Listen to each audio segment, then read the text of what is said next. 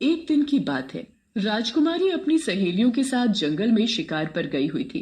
तभी वहां पर अचानक से एक बहुत बड़ा दानव आ जाता है। राजकुमारी जी जल्दी भागो यहाँ से, नहीं तो ये दानव हम सबको खा जाएगा। जाती कहाँ हो? रुको।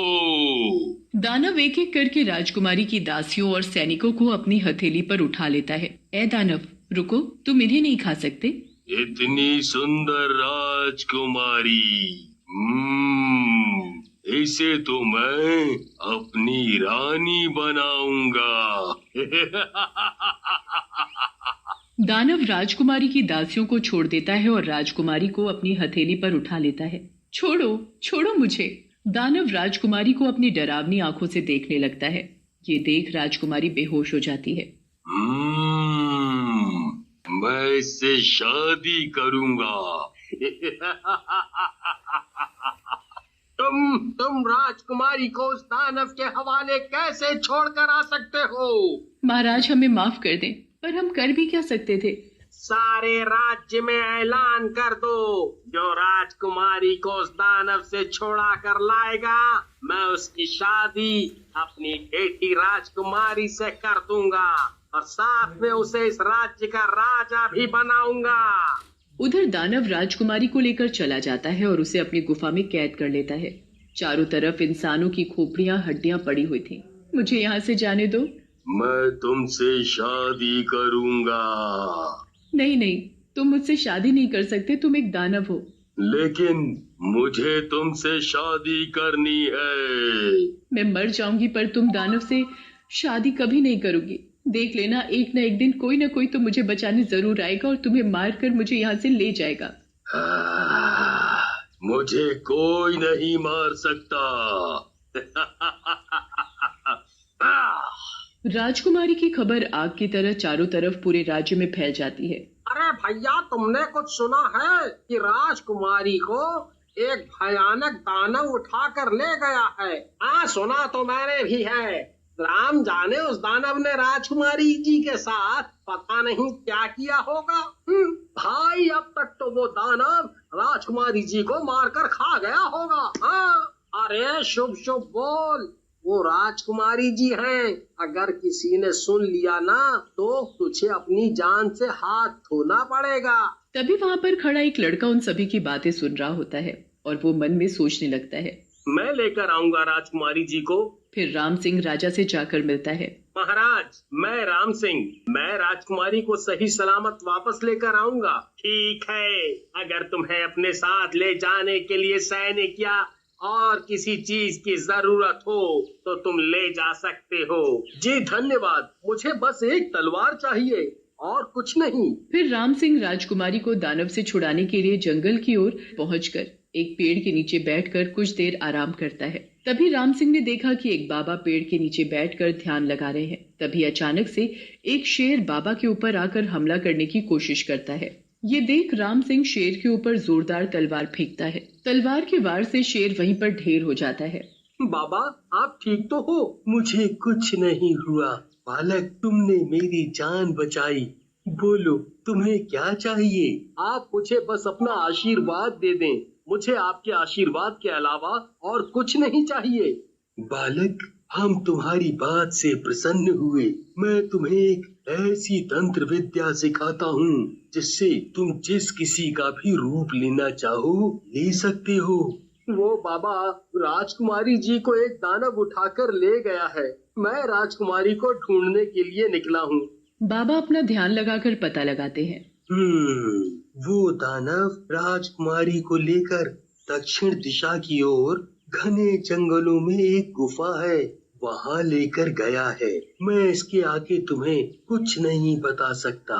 राम सिंह बाबा का आशीर्वाद लेकर निकल जाता है। तभी उसे घने जंगलों के बीच एक गुफा दिखाई देती है। लगता है ये उसी दानव की गुफा है। मुझे यहीं छिपकर दानव का इंतजार करना पड़ेगा। तभी कुछ देर में दानव गुफा से बाहर निकलकर चला जाता है। यही सही मौका है गुफा के अंदर जाने का।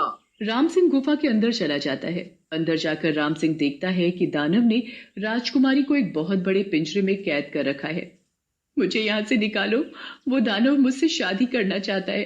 मैं मर जाऊंगी पर उस दानव से शादी नहीं करूंगी। राजकुमारी जी, आप चिंता ना करें, मेरे होते हुए दानव आपका कुछ बिगाड़ नहीं पाएगा।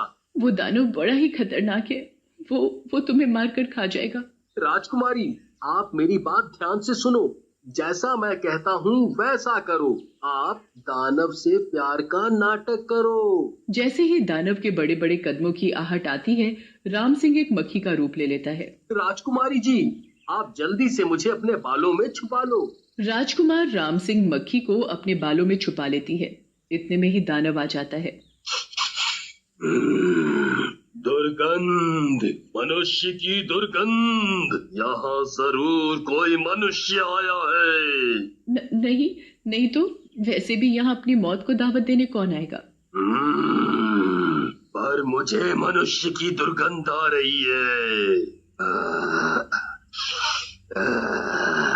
वो तुम मांस खाकर आए हो, इसीलिए तुम्हें दुर्गंध आ रही होगी। तो राजकुमारी, तुमने मुझसे शादी करने का क्या सोचा?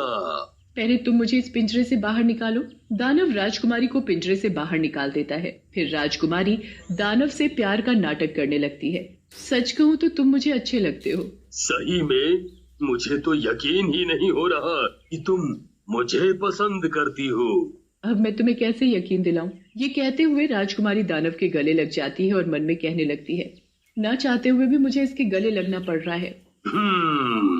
तो ठीक है, हम आज ही शादी कर लेंगे। गिली गिली गिली गिली। नहीं, अभी नहीं, अभी थोड़ा इंतजार तो करो मेरी जान। दानव राजकुमारी की बातें सुनकर फूला नहीं समाता। फिर कुछ देर में रात हो जाती है। मुझे नींद आ रही है, मुझे सोना है। ठीक है, तुम आराम से सो जाओ। और अगले दिन दानव को भूख लगती है तो वो भोजन की तलाश में जंगल की ओर निकल जाता है।